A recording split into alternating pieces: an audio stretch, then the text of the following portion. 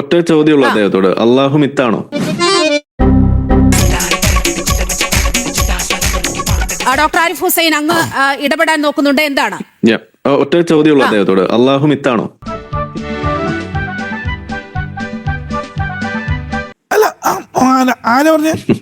അല്ല, ഗണപതി മിത്താണെന്ന് നിങ്ങൾ പറഞ്ഞാണല്ലോ സാറേ. ആ സമയത്ത് മാസിലങ്ങ് ആയിപ്പോയാണ് സാറേ അങ്ങനെയൊക്കെ.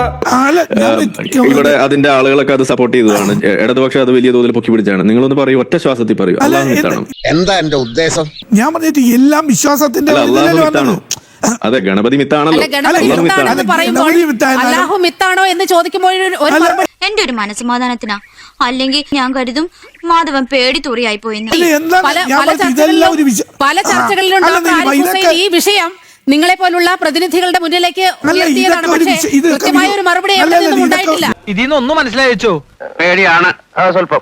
എനിക്ക് കിട്ടുന്നില്ല, ഉത്തരം കിട്ടുന്നില്ല. അതുകൊണ്ടാണ് ഞാൻ ചോദിക്കുന്നത്. ഗണപതി മിത്താണ്, എനിക്ക് പറയാം അള്ളാഹു മിത്താണ്. നിങ്ങൾ പറയൂ, അള്ളാഹു മിത്താണോ? എന്താ സാർ മറുപടി ഇല്ലാത്തത്? നാ പറഞ്ഞിപ്പോയോ? അല്ല, ഞാൻ ഇതൊക്കെ ഒരു വിശ്വാസത്തിന്റെ ഇതല്ലേ? അപ്പൊ ഗണപതി എന്താ വിശ്വാസത്തിന്റെ? ഗണപതി എല്ലാം ഇപ്പൊ അള്ളാഹു സതീഷ് വസന്ത്, നിങ്ങളിപ്പോൾ ഗണപതി മിത്താണ് എന്ന് ഷംസീർ പറഞ്ഞല്ലോ. ആ വാക്കുകളിലൊക്കെ ഇപ്പോഴും നിങ്ങൾ ഉറച്ചു നിൽക്കുകയാണ്. അല്ലാഹു മിത്താണ് എന്ന് പറഞ്ഞു വന്നാൽ ഷംസീർ അദ്ദേഹം പറഞ്ഞപ്പോഴത്തേക്ക് ഇവിടെ എന്തെല്ലാം കോലാഹലങ്ങൾ ഉണ്ടാക്കി. എന്താ നീലിമ?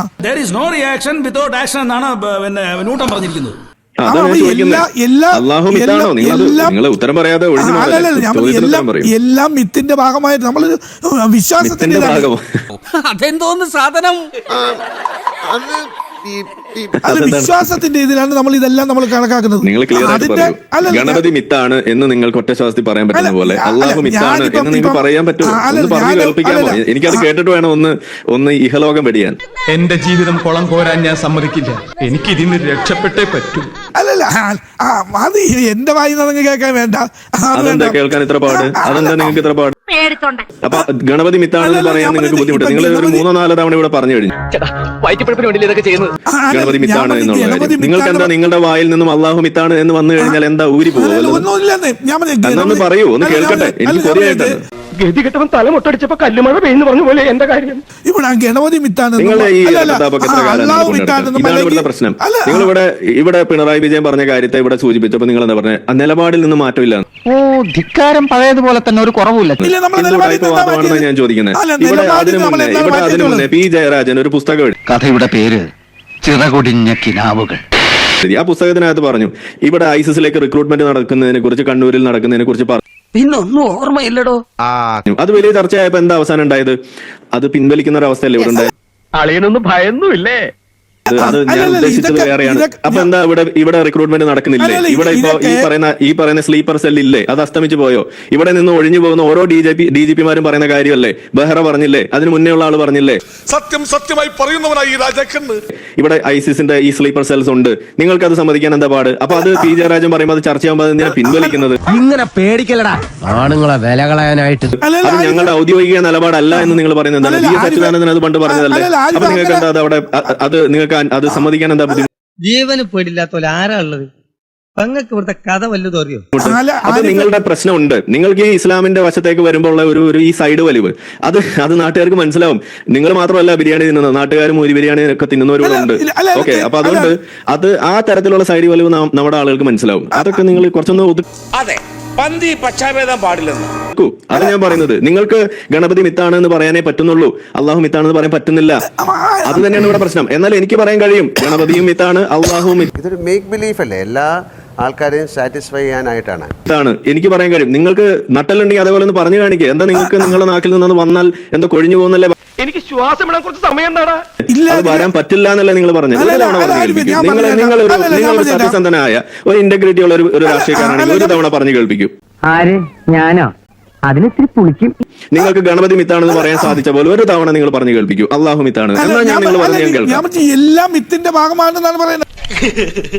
ഇത് തന്തപ്പടി കാണണ്ട. നിങ്ങളെന്നാ പറയൂ, ഒന്ന് പറഞ്ഞു കേൾപ്പിക്കും. വ്യക്തമായിട്ട് നമ്മൾ ഗണപതി മിത്താണ് എന്ന് താങ്കൾ പറയുമ്പോൾ അതിന്റെ കൂടെ അല്ലാഹു എന്നുള്ളൊരു വാക്ക് താങ്കൾക്ക് കൂട്ടിച്ചേർക്കാൻ പറ്റുന്നില്ല. ഞാൻ സമ്മതിച്ചളെ. അല്ലെന്നില്ല മാം, ഈ ഇതൊക്കെ എന്ന് പറയുന്നത് വിശ്വാസത്തിന് അപ്പുറമായിട്ട് നേരത്തെ ആരിഫ് പറഞ്ഞ പോലെ ചില ബോധങ്ങൾ വരുന്നതുകൊണ്ടാണ് ഈ പ്രശ്നങ്ങളൊക്കെ വന്നത്. നിങ്ങളെന്ത് പ്രാന്തായി പറയുന്നത് എനിക്കൊന്നും മനസ്സിലാവുന്നില്ല. ഈ പറയൂ, അള്ളാഹു മിത്താണ് പറയൂ. മനസ്സിലായില്ലേ? അള്ളാഹു മിത്താണ്. പോലീസുകാർ തിരിച്ചും മറിച്ചും ചോദ്യങ്ങൾ ചോദിക്കും.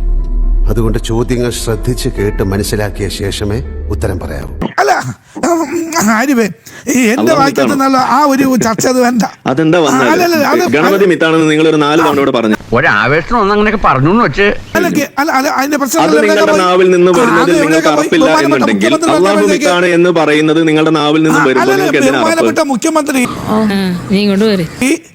പറഞ്ഞപ്പോ ഒരു ജില്ല ഞാൻ നിങ്ങളുടെ കാര്യം ചോദിക്കുന്നത്. മുഖ്യമന്ത്രി അവിടെ ഇരുന്ന് ഉറങ്ങട്ടെ, അത് നമ്മുടെ വിഷയം. അല്ല, ഇവിടെ നമ്മൾ ചോദിക്കുന്നത് നിങ്ങളുടെ കാര്യമാണ്. നിങ്ങൾ ഇവിടെ 4 തവണ ഗണപതി മിത്താണെന്ന് ഇവിടെ പറഞ്ഞു കഴിഞ്ഞു. ഇവിടെ നിങ്ങൾക്ക് റീപ്ലൈ ചെയ്ത് കേൾക്കാം. പക്ഷെ നിങ്ങൾക്ക് എന്തുകൊണ്ട് അള്ളാഹു മിത്താണെന്ന് ഒരു തവണ പോലും പറയാൻ പറ്റുന്നില്ല എന്ന് മാത്രമല്ല, അത് താങ്കളുടെ നാക്കിൽ നിന്നും വരില്ല എന്നും കൂടി നിങ്ങളിവിടെ ശപഥം ചെയ്യുന്നതൊക്കെ. ഇങ്ങനെ പേടിച്ചുള്ളൊരു ജീവിതം നിനക്ക് വേണോ പ്രഭേ? ഈ സുഗ്രീവ ശപഥം എന്തിനാണ്? എല്ലാത്തിനും പിന്നെ എന്താ പ്രശ്നം? പറയൂ. ഏതൊരു ഇത് നമ്മൾ മിത്തിന്റെ ഇത് വെച്ച് തന്നെ നമ്മൾ പോകണം. ഇല്ലാതെ ഇവിടെ പോണേ മിത്താണ്. ഒരു സെന്റൻസ് പറയൂ, എനിക്കത് കേട്ടിട്ട് വേണം എനിക്കൊന്ന് സമാധാനമായിട്ട് ഉറങ്ങാൻ. അല്ല ആരിഫേ, എന്റെ വായിക്കാത്ത കേൾക്കേണ്ട അതെന്താ കേട്ടാല് നിങ്ങളുടെ വായിൽ നിന്നും അത് വന്നാൽ എന്താ പ്രശ്നം? നിങ്ങൾ പറയൂ. നിങ്ങളുടെ വായിൽ നിന്നും എന്താ ഗണപതി മിത്താണെന്നുള്ളത് മാത്രമേ വരുള്ളൂ. അതിന്റെ ഒരു ലൈൻ ഏതാ? ഗണപതി സാധനം വരില്ലേ? അങ്ങനെയല്ലേ പറഞ്ഞത്? അതെന്താ വരാത്തത്? സ്പീക്കർ പറഞ്ഞ ആ ഒരു വാചകത്തിന് ഇവിടെ സ്പീക്കറുടെ കാര്യം വിടൂ. നിങ്ങളുടെ നാക്കിൽ നിന്നും അത് വരില്ല എന്ന് നിങ്ങൾ ഈ ആവർത്തിക്കുന്നത് ഞാൻ കേട്ടോണ്ട് ഞാൻ ആശ്ചര്യപൂർവ്വം ചോദിക്കുകയാണ്. എന്താ വന്നത്? എന്റെ പൊന്ന് ചേട്ടായി കൂടുതൽ ചോദ്യങ്ങൾ ചോദിച്ച് എന്നെ വിഷമിപ്പിക്കരുത്.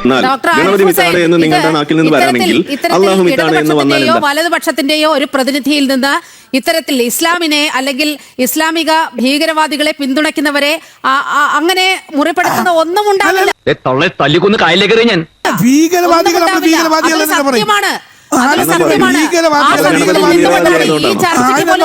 തുടക്കമിട്ടത് ഏത് സമുദായത്തിലുള്ള എന്തെങ്കിലും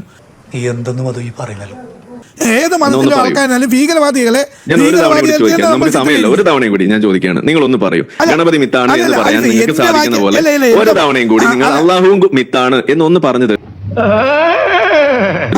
ഒരു തവണ. ഞാൻ ലാസ്റ്റ് ഇനി ഞാൻ ചോദിക്കുന്നില്ല. നിങ്ങളുടെ ആ ബുദ്ധിമുട്ട് ഞാൻ മനസ്സിലാക്കിയത് ഒരു തവണ ചോദിച്ചാൽ നിങ്ങൾക്ക് നിങ്ങളുടെ സൗകര്യം പോലെ ചെയ്യാം. അതല്ല ഞാൻ പറഞ്ഞത്, എല്ലാം മിത്തിന്റെ ഒരു ഭാഗമാണ്. അത് താനിപ്പോഴാണ് അറിയണേ. ഇത്രയും കാലം കൂടെ വന്നിട്ട് ഇപ്പൊ മറ്റൊരുത്ത വർത്തനം പറയാം.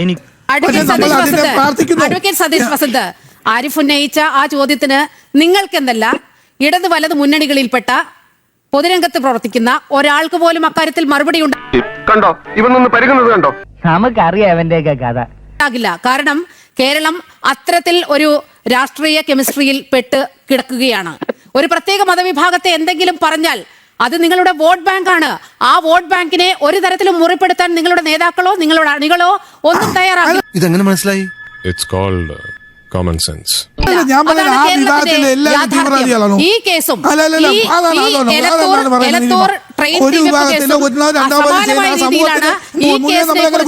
ഒരു മാധ്യമങ്ങളോ ഇടത് വലത് മുന്നണികളിൽ ഒരാൾ പോലും പ്രതികരിക്കില്ല.